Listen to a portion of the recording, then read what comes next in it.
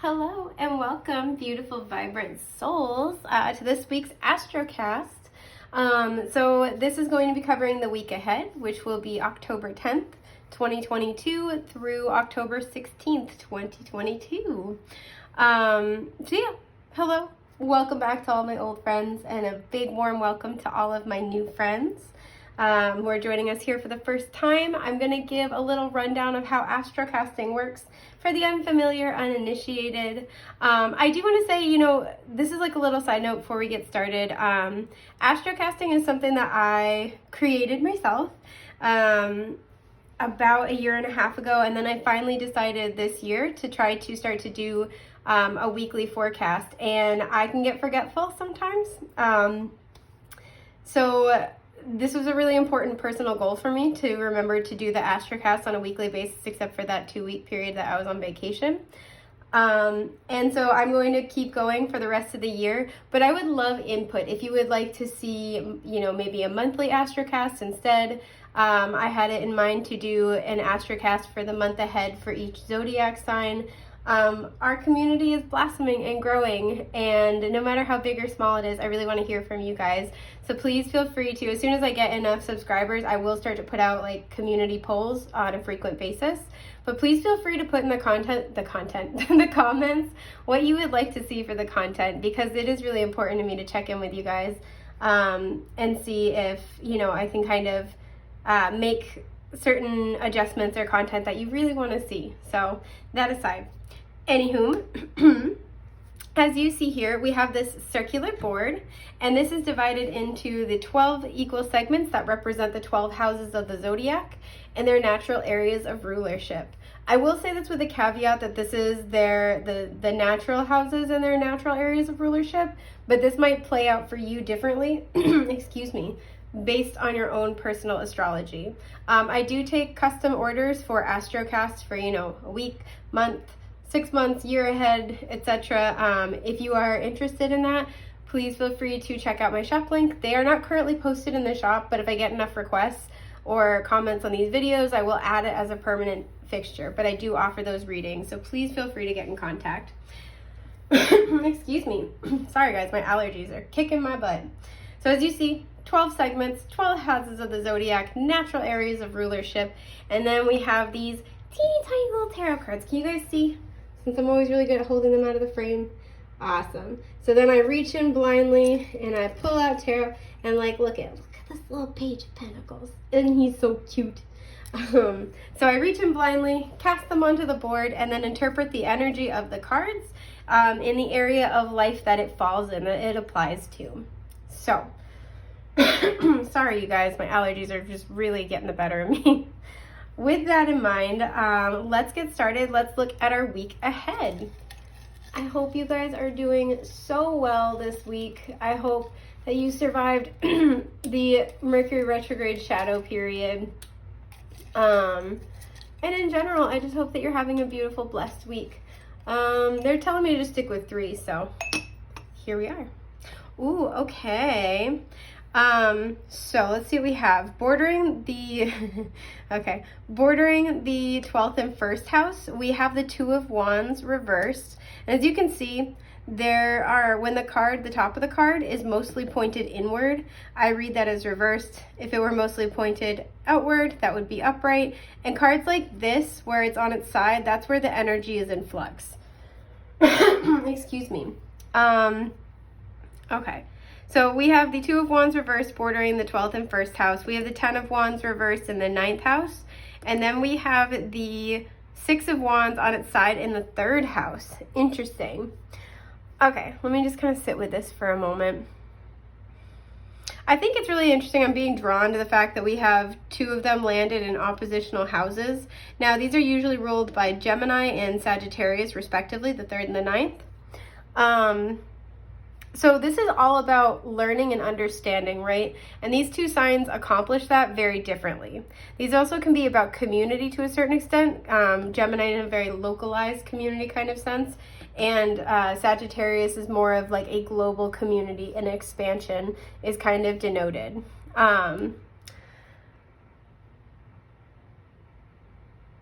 For some of you, this is a little side message. It's not quite as like grand and glorious for some of you. Excuse me.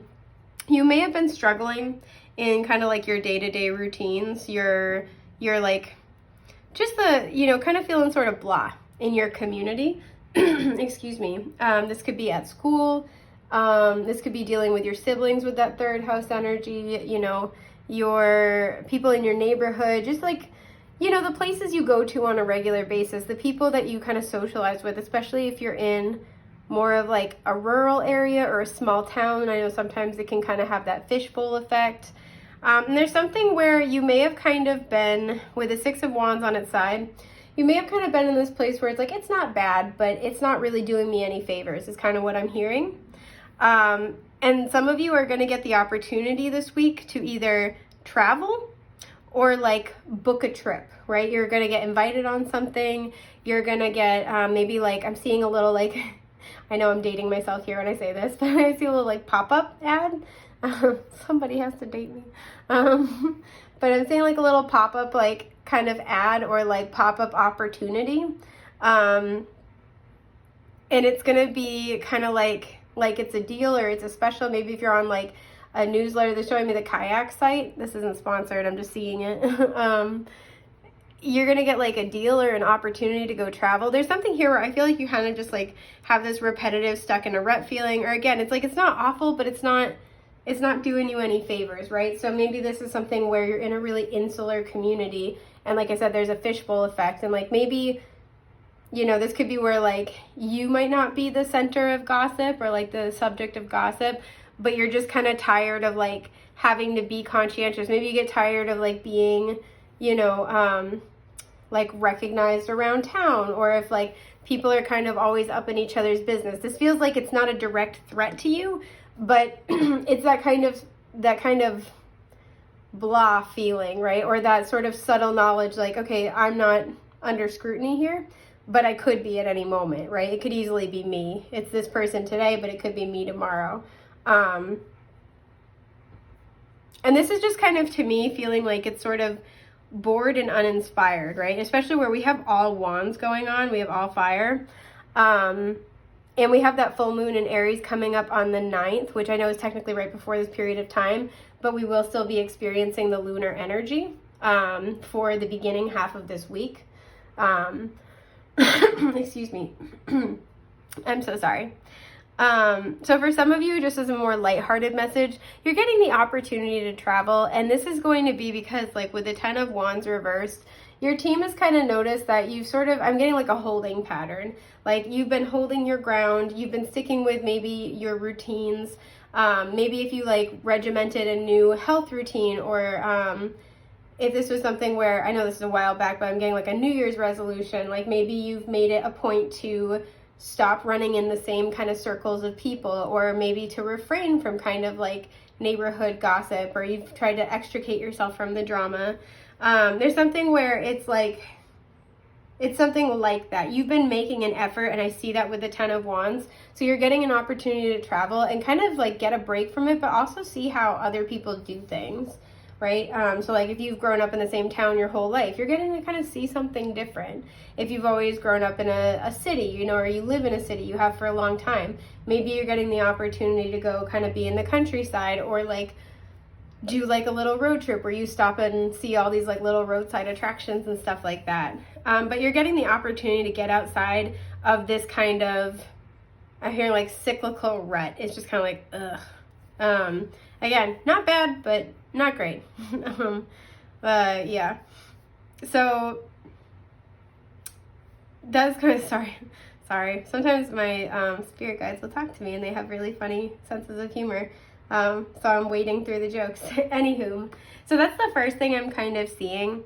Now, I do also want to mention, so this is 9th house, and even though the 8th house is usually associated with transformations, I'm being drawn to talk about this, as well as this energy right here. We'll get to it. So this week as well, Pluto is going direct in Capricorn on the 8th, right? So even though that's not going to be applied, like that's not happening the week that we're talking about, I do feel like Pluto going direct is impacting this energy in the sense that whenever a planet goes retrograde, this is a time for us to kind of slow down, go inward, introspect, and think about where we stand in that area of our lives. And Pluto is, Pluto's not screwing around. And the fact that it's now going direct in Capricorn is also not screwing around times two.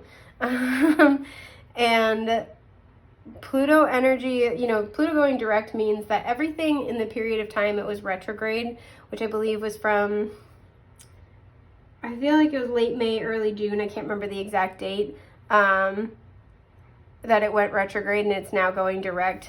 This is a time for us to go inward and think about our own transformations, right? And especially, with it being that Capricorn energy, it's our legacy. It's what we want to build. It's the hard work that we put in. It's the mountains we need to climb in our lives, right? So when Pluto goes retrograde, it's a time to really go inward and think about where we are in that process, where we stand in our own personal evolution. And when it goes direct, it's time to take all the insights that we have learned over the period of time it was retrograde and apply them to our lives to start making, taking steps in the direction of transformation, start making those changes in a really healthy way. And especially for a lot of you, I'm kind of getting this energy that a lot of the changes you may have, there's this energy where it's like in the past, you may have known what you needed to make changes for, and you may have started and it would start at a behavioral shift, excuse me. But it didn't really feel true to you, right? It's kind of that energy of I'm doing what I know I should be doing, but it's an effort and a chore every step of the way. And I feel like a lot of you have kind of kept on that path and just waiting for it to get better. And then, excuse me, I'm sorry. While Pluto was retrograde, this may have been a time for you to really reevaluate the direction you're going in, and especially the approach, right? So this may have been a time where, let's say you were really focused with that Capricorn energy on building your career. This may have really been a time where, you're looking at, well, it was retrograde, really looking at the effort you put in, and you're like, okay, but what's the point of doing all of this if, I spend 40 years unhappy or essentially asleep in my own life just to get to, 10, 20 years of something that I like, right? Or if this is a spiritual journey with this ninth house being indicated, it's you've kind of been reevaluating your process, because there's something about is it going to be, this thing that I'm doing, is it going to be worth it to do it like this for the long run? Is this what I want to be doing with my time? That's a huge thing here. And I say all this because we have that 10 of Wands, which is this energy of a burden, right? And we have the wand suit, which is our spiritual energy, in the ninth house, which is already about higher spirituality, higher learning, gaining a higher perspective. It's about philosophy and really how we approach this human life this human experience that we're having. And so a lot of you, I feel like, while Pluto was retrograde, kind of got insights about what thought process, what approach, what learning process was not actually serving you, right? Again, Capricorn's all about building for the long term, overcoming your challenges, right? Capricorn's not afraid to sweat it out, put in the hard work now for the returns later. And there's something where I feel like a lot of you have been, during this Pluto retrograde, thinking about some area of your life, some higher calling, and it's okay, is this worth it? Or is the way I'm approaching this worth it? So this coming week, what I feel like is happening is that there's a lot more clarity and understanding about a different way to do what you're trying to do, right? So for example, if this was about going back to school to figure out your life purpose, or to pursue your life purpose, you may have had kind of I'm going to do this, then I'm going to do this, then I'm going to do this sort of stepwise plan. And during Pluto retrograde, things may have come up that kind of cause you to reevaluate, okay, is there a better way I can do this? Is there, is there an easier way? This has this energy of work harder, not smarter. Nope, other way around. I was so close, and yet so deeply far. Work smarter, not harder. All right, I am done, you guys. Okay. Anywho, regrouping. And that's really been a collective energy lately. But this kind of has this energy where it's like you're really zooming out and getting the big picture. And as Pluto goes direct, I feel like you're going to be letting go of some things. This could be, for a lot of you, this is letting go of a mindset, or letting go of a particular plan. Like things have to go in this order, or I have to be the one doing X, Y, Z. For some of you, I'm almost getting, because they're drawing me into the Six of Wands. For some of you, you're letting go of the results. For some of you, you're also letting go of needing the people around you to understand what you're doing, right? Because I kind of get this feeling that you're sort of, I feel like for a lot of you, there's an element to which you're outgrowing some aspect of your daily life, your community, right? So maybe you're going to be like reaching out to more people, or traveling to more people, or talking to more people who are more spiritually aligned with you. This might be where you're kind of getting out there, you're traveling, you're trying new things, you're just ready to expand past the limitations of where you've been. And we see this with the Two of Wands reversed bordering the 12th and 1st house. Excuse me. So, you know, this is the last house of the zodiac and the first, and as such, anything bordering these houses is really wrapped up in this energy of endings and beginnings. It's a rebirth, right? And this is super important right now because we do have that full moon in Aries on the 9th. Aries naturally rules the 1st house. So this is the house of the self. And with this rebirth, it's always implied that you're entering into a new version of yourself and starting a new cycle, right? And with the Two of Wands reversed bordering these two, I talk about the Two of Wands more than I ever thought I would, but it's a really useful, like it's an impactful card, right? You guys see? Yeah, let me make sure you can see. You see how he's standing here, right? He's got this wand in his left hand. He has this wand and it's bolted to the wall. And then he's holding the globe in his right hand. You see that? Yeah. So the left side of the body is always associated with the divine feminine and thus our intuitive nature, and the right side is the divine masculine. So where he has the world in his right hand, right, this indicates that he is wrapped up a cycle. This also indicates that he has a lot of options. He has the whole world in front of him. What does he want to do? Where does he want to go? And there's this wand bolted to the wall, right? And that's the more solid, established path. Maybe that's the path he's been on. That's what is more known to him. That's, you know, what he had originally planned on doing. And I'm only saying he just because it's a dude on the card. So apply it as you see fit, my loves. But, excuse me. You know, there's this path and then there's this wand in his left hand, right? And I think if this were a moment in time and we were to like press play on this moment and talk to this person, right? And we're like, okay, just, you know what? Choose a wand and go. Just go for it right now. And he had to choose and just kind of instinct in the moment. I think it stands to reason that he would take the wand in his left hand, right? So when I see the Two of Wands, this is a portal, right? This is a new path. This is taking steps down a new path, but it's something that you feel intuitively led to do. And the Two of Wands is this energy of kind of toying around with something, right? We get the inspiration of the Ace of Wands. So let's say this was moving, for example, right? You might get that inspiration with the Ace of Wands of like, oh man, wouldn't it be great to live here? Wouldn't it be great to do the digital nomad thing? Wouldn't it be great to XYZ? Excuse me. And you get excited about it, right? And you're kind of, it's a pipe dream, but you're enjoying it. You're kind of just dreaming about it a little bit. You're excited. You have that surge of enthusiasm and inspiration with the Ace of Wands. And then the Two of Wands is where you're kind of like thinking about it, right? Like I said, you're toying around with the idea. This is, well, you know, what would happen if I did get a remote job and quit my current job?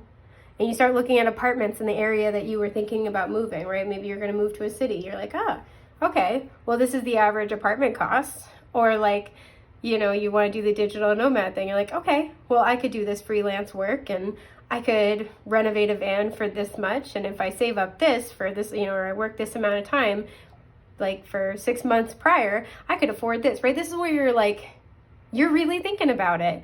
And it's that point where you have like a bunch of the steps mapped out, and it's kind of just that final step of saying, yes, I am doing this.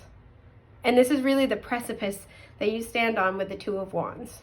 And the reason why this is important, bordering this 12th in this first house, is that, you know, the 12th house can deal a lot with illusions. It's hard to see things in the 12th house clearly.